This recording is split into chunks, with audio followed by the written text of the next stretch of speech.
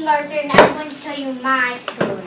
When I was born, I was taken away by Merlin, the good enchanter, to protect me. My father, who was poisoned by a traitor. So my land had no king. People fought against each other to figure out who would be king.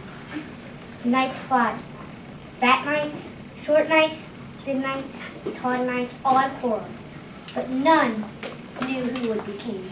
So they went to Merlin to figure out who would. Merlin smiled and waved his arms. A great sword and a stone grew out of his. He who pulls this sword out of the stone will be the true-born king of all Britain. I can, said the fat man. He tried, but he couldn't. Which followed the short knight, tall knight, and thin knight. None of them could pull the sword out of the stone. A great tournament was held to see who would be king. Knights fought, and among them was my brother. He forgot his sword, so he sent me to fetch it.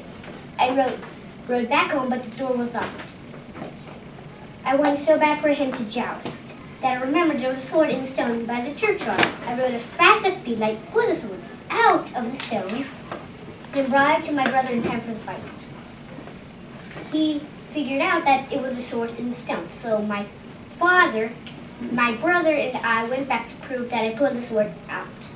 My father put the sword back in the stone, tried to put it out, but he couldn't. Then my foster brother tried to pull the sword out. He tried, but he couldn't. I pulled the sword, and it came out easily. Everybody was surprised except one person, Merlin. Cries from all over said, "Long live the king! Long live King Arthur!" My kingdom rejoiced even though I was only a kid of 16 years old. I am a just, noble, and righteous king. My people call me their best king ever.